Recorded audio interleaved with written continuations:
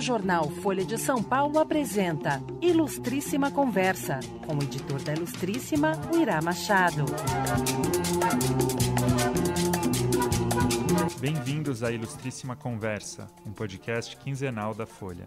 Hoje eu falo com a jornalista Regina Zappa, formada em literatura pela Universidade de Georgetown, em Washington, e autora de 1968, Eles Só Queriam Mudar o Mundo.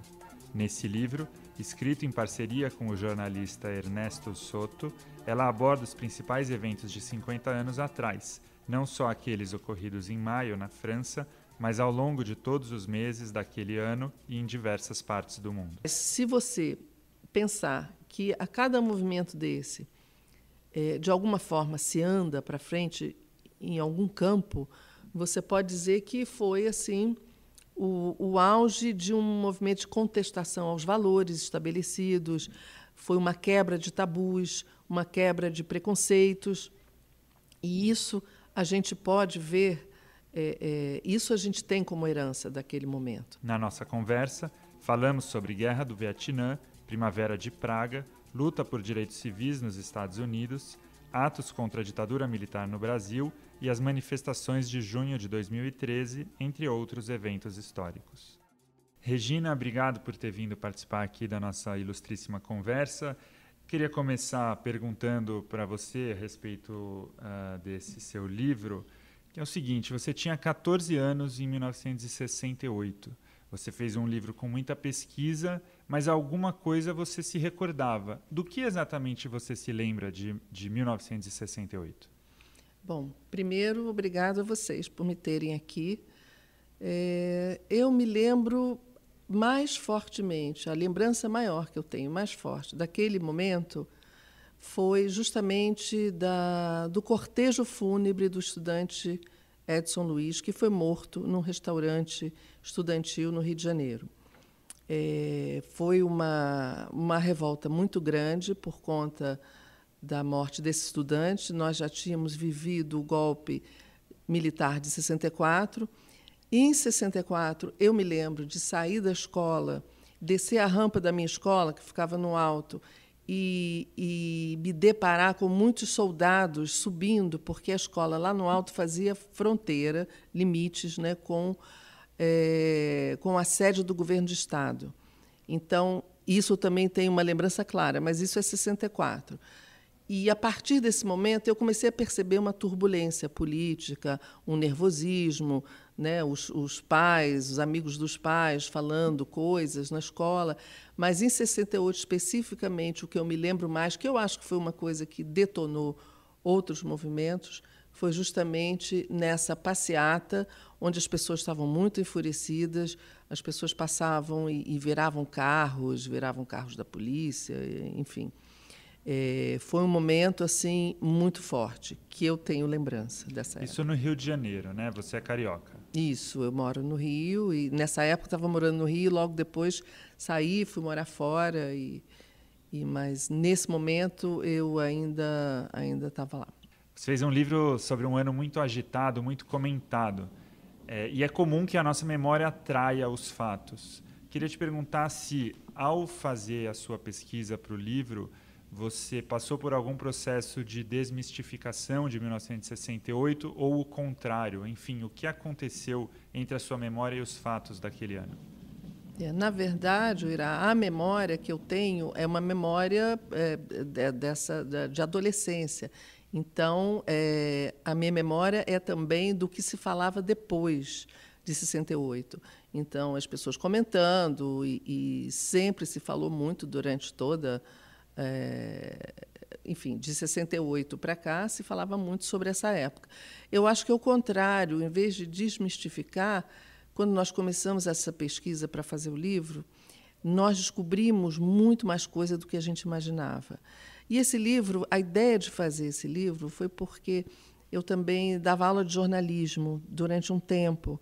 Eu dei aula, e eu me lembro que em 2000 e... quando eu estava ainda no Jornal do Brasil, que eu editava a parte cultural, né, o Caderno B, nós fizemos, acho que com 30 anos de 68, nós fizemos um caderno especial. E esse caderno eu mostrava muito aos meus estudantes de jornalismo, assim, anos depois. E eles se interessavam muito e não tinham conhecimento do que tinha acontecido, mas já tinham ouvido falar, mas muito vagamente. Então, por conta disso, eu achei que valia a pena me aprofundar um pouco mais e talvez até escrever um livro. Chamei esse meu amigo, outro jornalista, o Ernesto Soto, e começamos a pesquisa. Então, nessa pesquisa, nós fomos descobrindo não só acontecimentos políticos muito interessantes e muito mais, em maior número do que a gente imaginava, mas também coisas de comportamento, as músicas que também falavam em revolução nessa época, os filmes. Então, toda a parte cultural também foi uma surpresa, porque a gente viu que juntou muita coisa nesse ano. Então, foi realmente um ano muito emblemático. A gente costuma associar 68 principalmente aos eventos de maio daquele ano na França, mas como o seu livro mostra claramente, o ano de 68 foi inteiro agitado em diversas partes do mundo. Eu quero falar um pouco sobre esses acontecimentos em outros países, mas eu queria começar especificamente pelo maio de 68 na França, ao qual você naturalmente dedica um dos capítulos desse livro. É engraçado que o próprio Sartre, que viveu essa época e apoiou muito o movimento estudantil na França, ele dizia: não estou entendendo muito bem o que está acontecendo, o que os estudantes querem, mas eu estou apoiando. Eu acho que tem alguma explicação, essa inquietação entre os estudantes começou, talvez, a partir do começo da década de 60, quando o governo do general de Gaulle começou a fazer modificações nas leis trabalhistas e os operários começaram a se manifestar de alguma forma. Então, a partir de 62, começou a haver várias pequenas insurreições de operários e tal, e era um período em que começava a baixar um pouco aquele momento de prosperidade do pós-guerra. Então, o pós-guerra foi, em algum momento, houve uma euforia muito próspera na Europa, e, nesse momento, em 67, começava a diminuir. E os franceses, o governo francês começou a se preocupar com isso e começou a achar que havia muitos estudantes na universidade e que depois esses estudantes não eram absorvidos pelo mercado de trabalho. Então, as autoridades francesas lançaram uma lei, Lei Fouché, se eu não me engano, que era para diminuir o número de estudantes nas escolas superiores, ou seja, nas universidades. Os estudantes começaram a ficar muito incomodados com isso.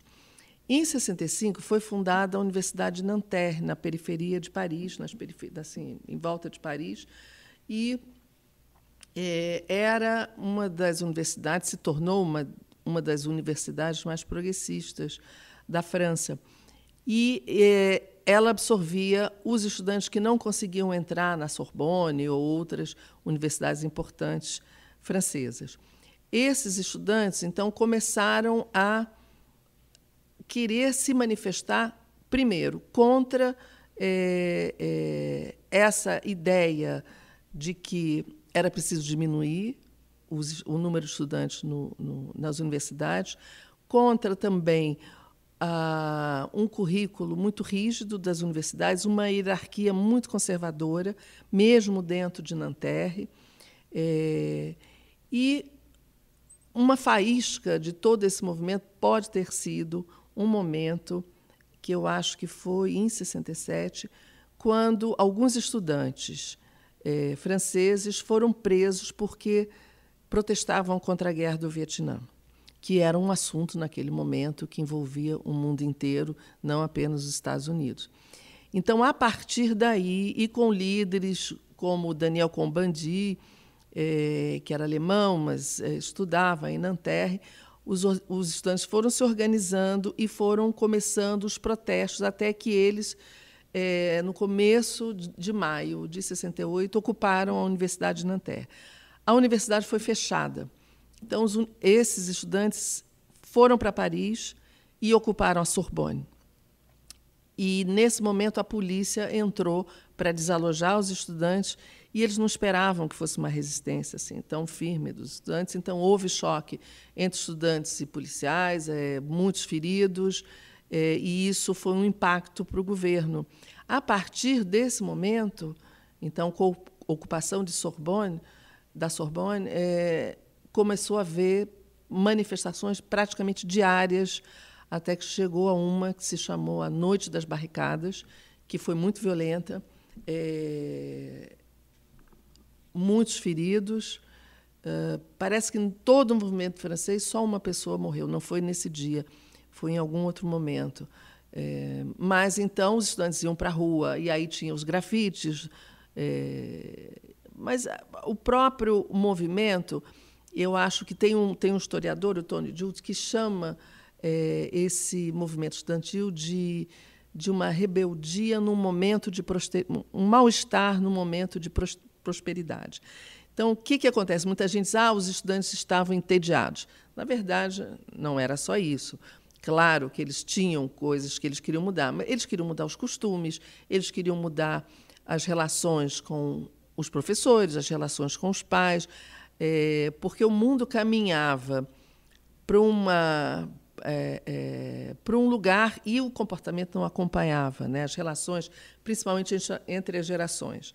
Então, havia esse desejo antiburguês, né? Um desejo e uma busca da utopia. Os estudantes, era uma geração muito idealista, que queria derrubar o poder. Aliás, não queria o poder, era praticamente um anarquismo. Eles não sabiam o que colocar no lugar, mas eles sabiam que aquilo eles não queriam. Eles queriam um mundo melhor, eles queriam transformar as coisas, e queriam uma liberdade pessoal maior. Então, isso tudo foi se misturando depois a uma adesão dos operários ao movimento estudantil. É curioso que você mencionou não eram estudantes entediados, simplesmente. Alguns meses antes, ou semanas antes de maio de 68, um artigo num jornal francês dizia justamente isso, né? A França está entediada porque os eventos de 68 já se disseminavam por diversos países, nos Estados Unidos, no leste europeu, em outros países ali da Europa Ocidental, e na França, propriamente dita, não acontecia nada até então.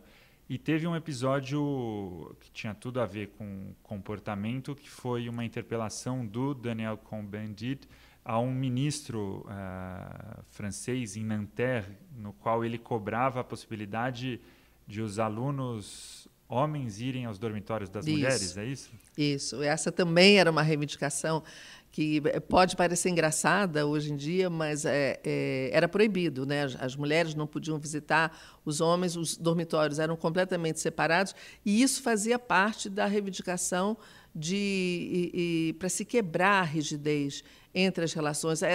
O mundo vinha assistindo à revolução sexual, né, que foi trazida principalmente pela pílula anticoncepcional. E os costumes na França, quer dizer, para eles, não tinham mudado ainda. As estruturas de relação eram muito engessadas. Então, essa era outra parte, né, dessa rebelião. Mas os estudantes ficaram furiosos com essa ideia de que eles estavam apenas entediados. E eu acho que isso botou um pouco mais de lenha na fogueira, né? E você dizia que, a certa altura, os movimentos estudantis se encontraram com os movimentos operários, né? Ali por volta, aliás, no dia 13 de maio, houve uma greve geral muito grande, que depois foi ainda aumentando, e isso, de fato, levou o governo a agir. Fala um pouco sobre essa parte das reivindicações trabalhistas. Os estudantes, e todo o seu movimento, eles falavam dessa diminuição dos direitos trabalhistas, né, para se aliar também aos trabalhadores. E os operários começaram a apoiar, então, o movimento, porque simpatizavam com toda a reivindicação dos estudantes, mas, sobretudo, esse apoio que os estudantes davam aos trabalhadores. Então, houve essa greve geral, depois começou a haver várias greves em fábricas diferentes, eles realmente se uniram, mas é curioso que o Partido Comunista Francês, que era muito forte naquele momento, num primeiro momento, não apoiou o movimento estudantil e tentou fazer com que as greves não proliferassem, porque eles achavam que a negociação tinha que ser direto, passar pelos sindicatos e fazer uma negociação entre os patrões, uma negociação mais até para não se perder o emprego e não tanto pelo aumento dos direitos e tal, também aumento de salário, mas não o que eles estavam reivindicando. Então, não houve, num princípio, o apoio nem dos sindicatos e nem do Partido Comunista Francês. E isso foi mudando com o tempo. Depois de um certo momento, o PC passou a apoiar o movimento estudantil, porque aquilo cresceu de uma forma que talvez eles não quisessem ficar contra, né, essa rebelião o tempo todo, mas depois também houve um direcionamento do partido aos sindicatos e tal, e os estudantes foram meio que sendo, não sei se abandonados, mas eu acho que o fator que levou mesmo à diminuição do movimento, que foi muito forte nesse mês de maio, acho que foram duas coisas. Primeiro, acabava o período letivo e os estudantes entrariam em férias. E depois houve uma enorme manifestação da classe média em apoio ao de Gaulle. O de Gaulle tinha, inclusive, em determinado momento, ele saiu da França, foi para a Alemanha, porque ele imaginou que ia precisar reunir forças para combater o movimento, que o movimento já tinha perdido o controle, já era uma coisa que se alastrava há muito tempo. Mas aí, na volta, ele não precisou trazer militares, mandar militares para as ruas e tal, porque houve essa grande, enorme manifestação no Champs-Élysées a favor do governo dele. E isso enfraqueceu muito o movimento dos estudantes, e aí foi diminuindo a força. E, no fim das contas, era um movimento, talvez não de esquerda tradicional, até por isso não tinha o apoio dos partidos comunistas, mas era um movimento de esquerda. E o de Gaulle, ao final desse processo todo, ele antecipou eleições e houve uma vitória dos partidos de direita, né? Exatamente. Claro que você tem que considerar que era um movimento de esquerda, né? Porque quando você pede a justiça social, a igualdade, os direitos civis, os direitos dos cidadãos, sempre é um movimento de esquerda. Mas, ao mesmo tempo, eles eram contra o status quo. E o status quo significava também os partidos estabelecidos, fossem eles de direita ou de esquerda. Por isso que era um pouco um movimento anárquico, sem uma meta definida de tomada de poder, como muitos movimentos de esquerda ou até de direita são, né?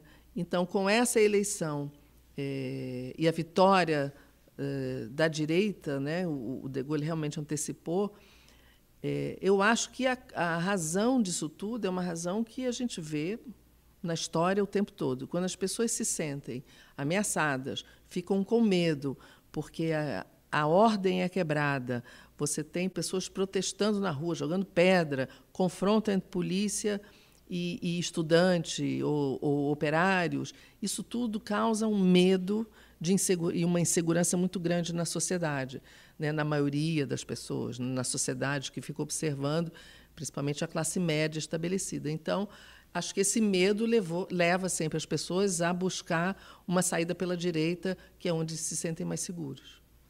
E naquele mês de maio, na França, foram centenas de milhares de pessoas nas ruas, em alguns momentos milhões de trabalhadores de braços cruzados, num episódio que durou basicamente naquele mês, que se esgotou basicamente naquele mês.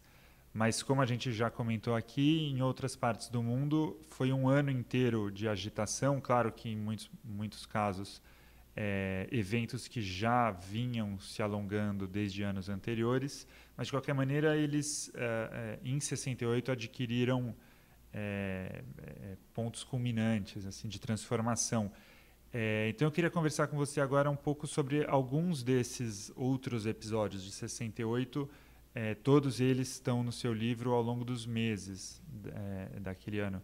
Então, o primeiro que eu acho que é importante citar, inclusive como pano de fundo do próprio maio de 68, é a Guerra do Vietnã.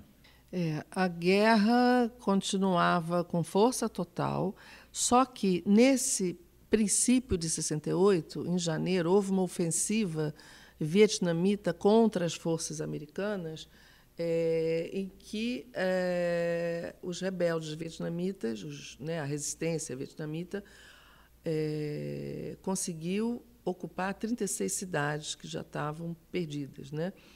E conseguiram também ocupar a embaixada americana.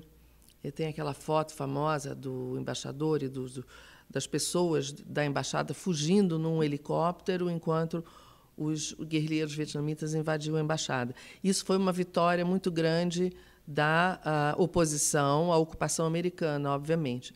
Mas eu acho que e isso perturbava muito o mundo, sobretudo os jovens, os estudantes, e essa questão da guerra ainda era muito recente na Europa, né? Tinha acabado de acabar, né? Anos antes, 20 anos antes, a Segunda Guerra Mundial, que foi uma tragédia teve ocupação de Paris, bombardeio de Londres, todos os países europeus sofreram com isso, então era uma coisa ainda muito recente. Talvez também houvesse uma vontade de ser contra a guerra, né? de paz e tal. E nos Estados Unidos, além da convocação dos jovens para a guerra, quer dizer, todos poderiam ser convocados, e havia, então, um movimento naquela época de deserção, muitos fugiam para o Canadá para não irem para a guerra, então havia uma revolta muito grande em relação à guerra. Mas também houve um fator muito interessante e importante, porque, nesse momento, a mídia americana foi cobrir a guerra no Vietnã. E as cenas muito horríveis da guerra, e a gente sabe que muitos civis foram mortos, tinha bomba de napalm, foi uma guerra muito perversa. Os americanos, principalmente a classe média americana, assistia a essas cenas durante o jantar, no noticiário, na televisão. Então, a guerra passou a entrar na casa das pessoas. E os filhos da classe média também eram convocados para a guerra. Então, começou um movimento muito forte, quer dizer, já vinha de um pouco antes, mas acho que se acirrou em 68, também por conta disso, né, das pessoas verem com seus próprios olhos o que estava acontecendo. E aí o movimento ganhou muita força nos Estados Unidos, mas também no mundo inteiro.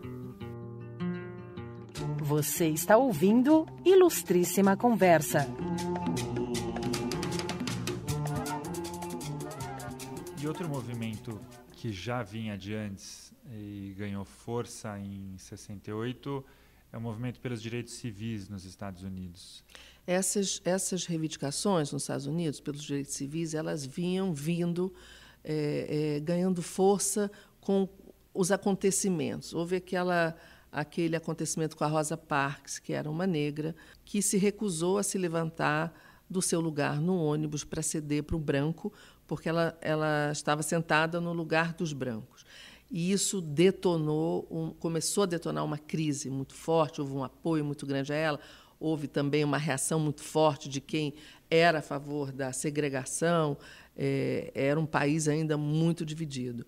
E isso veio vindo e a gente começou a ver nos anos 60, do meio para o final, movimentos como o dos Panteras Negras, que eram movimentos mais radicais, que pregavam a luta armada, inclusive, e o Black Power, e muitos líderes, e dentre eles o mais importante, que tinha maior visibilidade, maior apoio, era o Martin Luther King.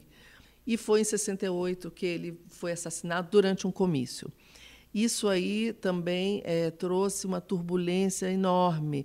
Nos Estados Unidos houve um quebra-pau geral, principalmente em Washington, no centro de Washington. Os negros ficaram muito revoltados com essa morte, e isso acirrou os ânimos, né? Quer dizer, que esse movimento pelos direitos civis ganhou, ao mesmo tempo que sofreu um revés com a morte dele, ganhou força e muito mais indignação depois disso. E pouco depois teve o assassinato do Bob Kennedy, que era candidato à Casa Branca, também um defensor dos direitos civis, que foi outro baque.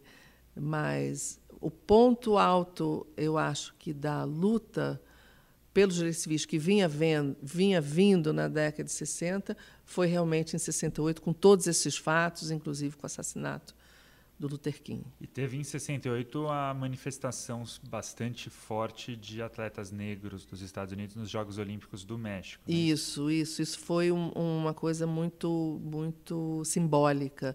Eles foram para os Jogos Olímpicos, ganharam o primeiro e o segundo lugar, 2 atletas negros, e eles, quando subiram ao pódio, fizeram o sinal dos Panteras Negras, do Black Power, e foi uma imagem repassada para o mundo inteiro, e que fortaleceu ainda mais o movimento negro nos Estados Unidos.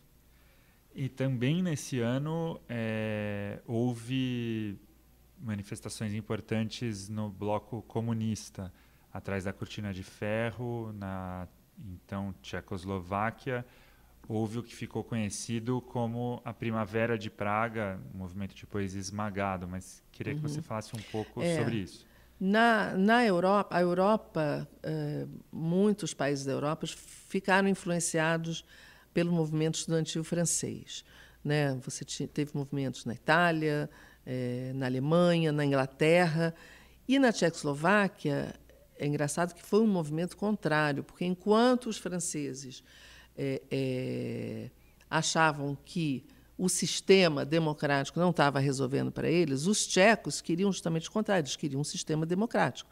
Eles queriam poder votar, e estava havendo uma abertura política com o Dubček na Tchecoslováquia. E os jovens, não só os jovens, mas a população tcheca foi para as ruas para pedir a desocupação soviética. A União Soviética ocupava, tinha grande ingerência na Tchecoslováquia e nos outros países do leste europeu. Mas essa rebelião, essa revolta, houve na Tchecoslováquia, que foi conhecida como a Primavera de Praga, e que durou um tempo, mas depois os russos mandaram os tanques e o movimento foi esmagado naquele momento. Mas ele ressurgiu depois, com a Revolução de Viludo, anos depois, quando, finalmente, eles conseguiram se voltar para um regime mais democrático. E do bloco comunista também havia ali uma China em transformação? A China era... o que acontecia na China era uma coisa muito fechada, né? Você não tinha as informações, né, como se tinha dos outros países em turbulência, né, nos outros países que eram conturbados. A China estava vivendo a Revolução Chinesa, com Mao Tse-tung, e, nesse momento, vivia a Revolução Cultural, que foi um fechamento, né,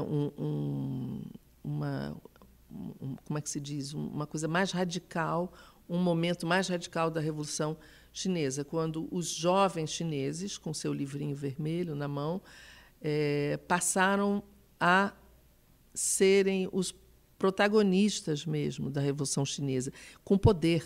Então, eles se achavam nesse momento que o intelectual, por exemplo, o próprio Deng Xiaoping, que depois foi o mentor da abertura chinesa para a economia e tal, nesse momento ele era considerado um intelectual e ele foi muito maltratado.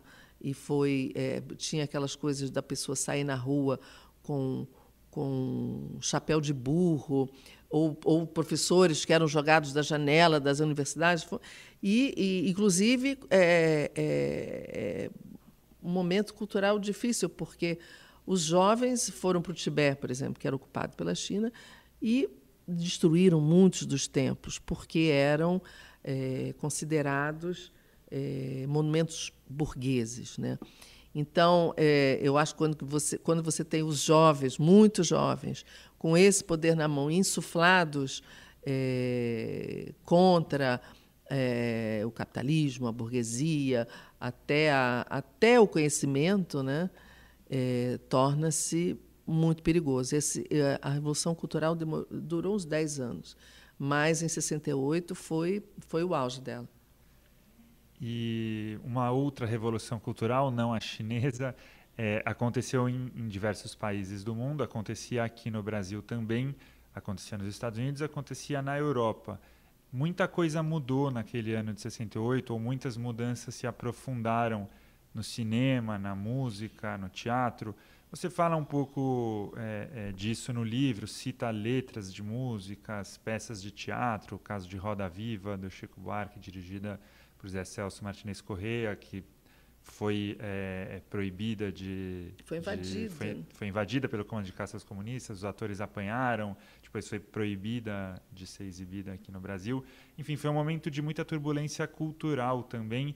E quais são os seus destaques em relação a isso? Olha, em se tratando de outros países, eu acho que houve essa influência forte, por exemplo, na música, né, dos estudantes rebeldes. Então, você tinha música dos Rolling Stones e algumas outras que falavam acho que os Rolling Stones tem Street Fighting Man, que fala da revolução, e tem outra... The Who, My Generation. Quer dizer, era um momento em que aquela geração de jovens era muito voltada para ela própria e falava muito de si própria como geração.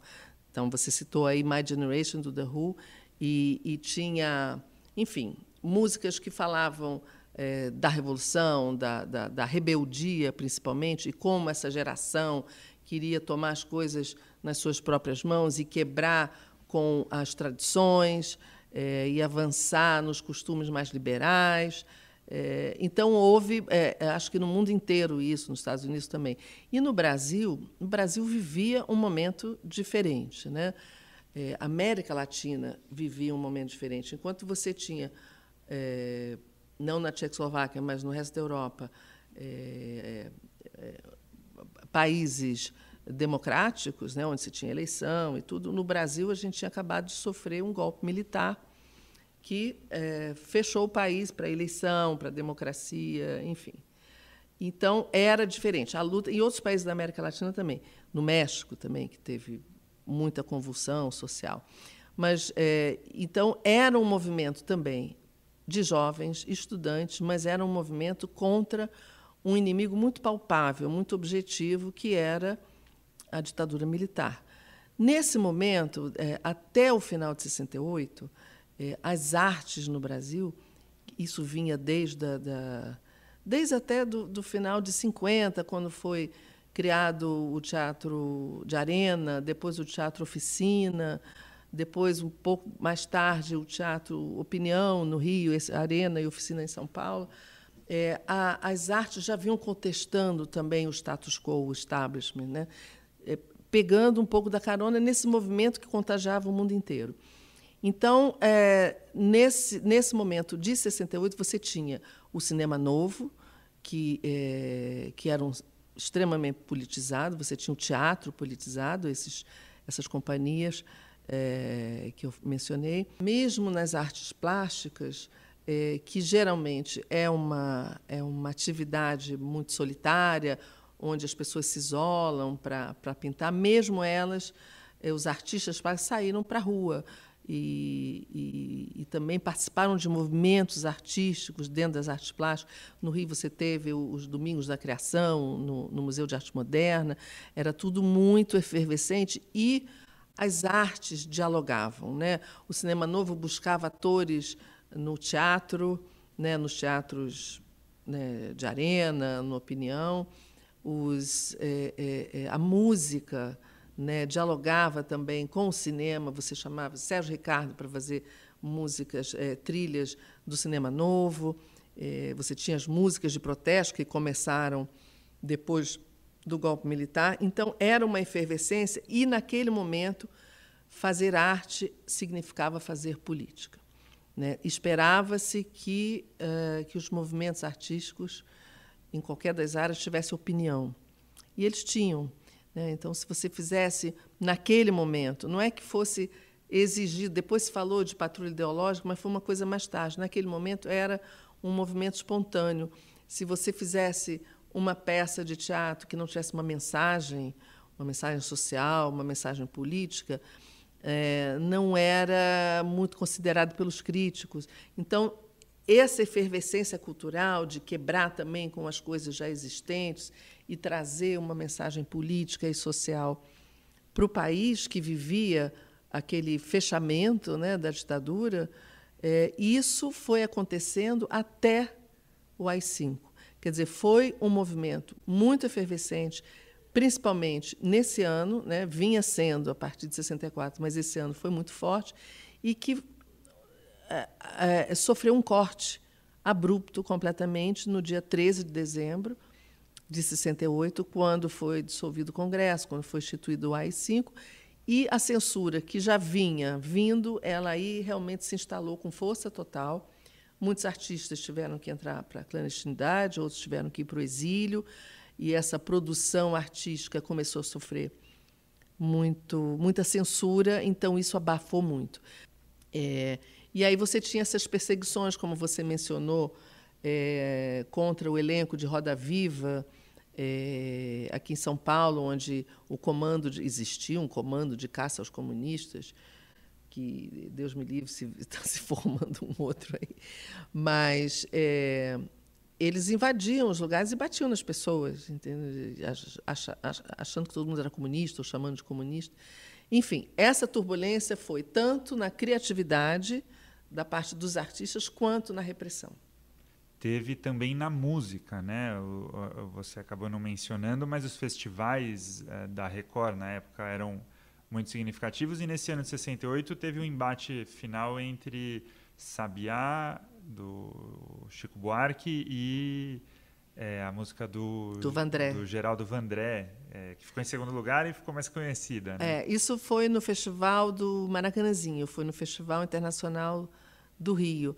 Em 67, a gente teve, em São Paulo, no Festival da Record, que nesses festivais foram onde se consolidaram todos, praticamente, como Caetano Veloso, Gilberto Gil, a Rita Lee com os Mutantes, o Chico Buarque, o Sérgio Ricardo, e eram festivais muito turbulentos, muito tumultuados também. Teve um momento do Caetano ser vaiado, mas isso, e o Sérgio Ricardo também jogando o violão na plateia, isso não era uma censura, isso era a plateia já se manifestando, ou porque não gostava da música, ou porque queria um outro tipo de música, que foi o caso, em 68, de Sabiá, do Tom Jobim, do Chico Buarque, e, para não dizer que no Clareio de Flores, que é mais conhecida como Caminhando, do Geraldo Vandré. Eu estava nesse momento no festival. Sabiá é uma música política, porque fala do exílio, mas é uma música poética. E, naquele momento, as pessoas não entenderam. O que era bem politizado mesmo era a música do Vandré, que dizia esperar não faz a hora, enfim. Quem sabe faz a hora, não espera acontecer. Esse é o refrão. E isso inflamou muito a plateia, que já lutava contra a ditadura, e ainda se podia ter um tipo de música desse num festival. Depois de dezembro, isso acabou. Mas, até aquele momento, isso existia. E, então, aconteceu de Sabiá, que ganhou o primeiro lugar, que é uma música lindíssima, ser extremamente vaiada, e não porque era uma música ruim, mas porque todo mundo sabia que o Geraldo Vandré também não tinha... Podia até ter dividido o primeiro lugar, mas jamais aconteceria isso, porque era uma música extremamente política. E todo mundo torcia para que essa música fosse a voz de todo mundo, né? Quem sabe faz a hora, não espera acontecer. Então, houve esses momentos assim de incompreensão, talvez, mas perfeitamente compreensível, por outro lado. Regina, eu queria te fazer uma pergunta que não está no seu livro. O seu livro ele foi lançado, na verdade, há 10 anos. Ele está sendo relançado agora por ocasião dos 50 anos de 1968. Então, você não teve a oportunidade, 10 anos atrás, de abordar os eventos de junho de 2013 aqui no Brasil. Muita gente faz uma comparação entre junho de 2013 no Brasil e maio de 68, especificamente na França, não o ano inteiro de 68. E a comparação começa porque os dois movimentos nasceram como reivindicações estudantis. Os dois movimentos ganharam uma dimensão que ninguém imaginava a princípio, e os dois movimentos se transformaram em pautas de reivindicação muito além do que os seus manifestantes imaginavam. Na minha opinião, eu acho que tem mais diferenças do que enfim, coisas iguais. Eu acho que uma semelhança talvez com o maio de 68 na França, seja o fato de, naquele momento, você estar vivendo um tempo de estabilidade no Brasil, como tinha na França. A gente falou do mal-estar, da prosperidade, né? Não digo tanto que aqui fosse prosperidade, mas era um momento de calma política, sem muitas questões, não, sem muita convulsão social. Então, começou como um movimento contra o aumento das passagens, né? Que era uma reivindicação dos estudantes, de jovens, e esse movimento foi sendo engrossado por outras fileiras que muitas vezes não sabiam exatamente o que eles estavam querendo. Muita gente dizia, não queremos, somos contra tudo isso que está aí. Mas ninguém sabia definir muito bem tudo isso que está aí. Muita gente de todas as tendências se juntou a esse movimento, cada um fazendo a sua reivindicação. Na França, eu acho que existia uma coisa mais, digamos, embora fosse um objetivo, derrubar um poder sem saber que outro colocar, não acredito que aqui se falasse em derrubar o poder como poder, né? Enquanto poder, como na França, né? Aqui você pode falar em derrubar governo e tal, mas na França era o poder, né? As estruturas do poder. E os estudantes depois ganharam a adesão dos operários, dos trabalhadores. Isso não aconteceu aqui. Então, eu não sei se tem muitas semelhanças, talvez por ter sido começado por jovens, talvez pelos manifestantes quererem mudanças, né? Embora não soubesse exatamente o quê. Na França também se queria derrubar um sistema, mas sem saber exatamente o que colocar no lugar. Então, tinha uma coisa muito utópica de um mundo sem hierarquias, né? Acho que esse pensamento talvez tenha se concretizado depois no movimento hippie, pela paz e por uma sociedade diferente. Então, não sei, eu acho que a gente ainda está devendo alguma explicação sobre esse movimento de 2013 no Brasil. E uma última questão sobre o saldo desse ano, de 1968, ou maio de 68, para resumir assim aquele ano. No livro você menciona alguns historiadores, alguns pensadores e alguns líderes daquele movimento que têm um olhar crítico, cético com relação ao que eles alcançaram, com relação às conquistas. Acham que, do ponto de vista político, não deu em nada, do ponto de vista econômico, conseguiram muito pouco. Mas a conclusão de vocês no livro, ela engata ou muda a perspectiva para a questão cultural, comportamental, dos costumes, e aí vocês parecem indicar um saldo muito mais positivo, ou, de qualquer maneira, uma transformação muito mais profunda do que houve nas outras esferas políticas e econômicas. É isso mesmo? A sua visão de 68, ela é uma perspectiva positiva, otimista? Olha, não sei, eu acho que tem duas vertentes aí. Se você olhar para o que aconteceu em 68, com esse olhar da mudança estrutural, política e econômica dos países, que era o que se queria, mas se, ao mesmo tempo, você pensar que nenhum desses movimentos foi uma revolução, foram movimentos de contestação, foram movimentos de rebeldia. Se você pensar por esse lado, realmente nada aconteceu. Nada naquele momento mudou. No Brasil, você teve um acirramento do regime militar, né? Um fechamento, você teve o AI-5 no final do ano, que foi muito pior do que vinha sendo, né? Por conta da luta armada, da contestação ao regime e tal. Na França, você teve um fortalecimento da direita, né? E da autoridade estabelecida. E na Tchecoslováquia, você teve os tanques soviéticos esmagando o movimento.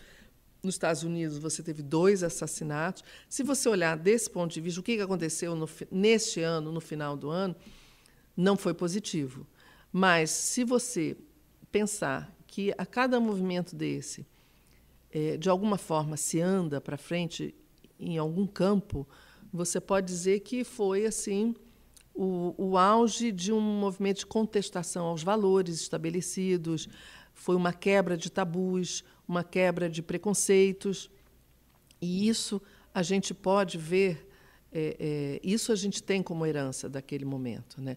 A herança nos costumes e num pensamento social, porque se você pensa que, se você imaginar que, né, o feminismo ganhou força naquele momento, outros movimentos sociais vieram ganhando força desde então. Essa quebra do tabu, essa quebra de um comportamento conservador e rígido, embora a política conservadora não tenha sido quebrada, isso você pode olhar como uma coisa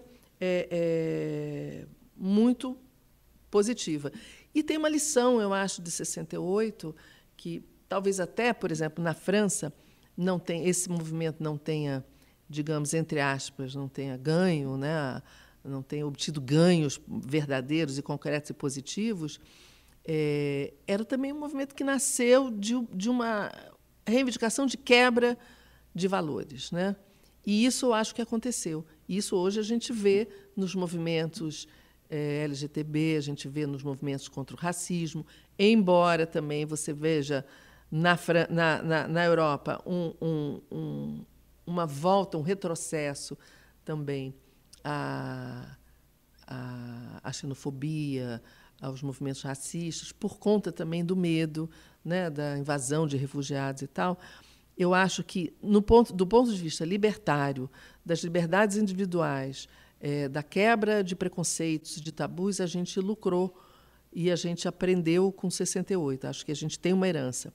E outra coisa que eu acho, e essa herança ela vinha vindo, mas acho que uma outra lição de 68 é que, quando a gente pensa que a gente quebrou o tabu, que a gente conseguiu um avanço nos direitos da mulher, nos direitos civis, nos direitos do cidadão, a gente acho que está vendo agora que pode haver um retrocesso. Que só porque você acha que conquistou um patamar de direitos, que aquilo aquilo é definitivo, permanente. A gente está vendo agora que não é. A gente está vendo um retrocesso a movimentos muito obscurantistas, né, e conservadores. Então, acho que outra lição de 68 pode ser que o não conformismo talvez tenha que ser um movimento presente o tempo todo, e o desejo de mudar o mundo, porque o mundo nunca vai ser o ideal. Então, acho que tem que estar ali presente nas mentes dos jovens e de todas as gerações o tempo todo. Obrigado, Regina. Foi um prazer conversar com você. Obrigada a vocês e a você, Uirá. O jornal Folha de São Paulo apresentou Ilustríssima Conversa, com o editor da Ilustríssima, Uirá Machado.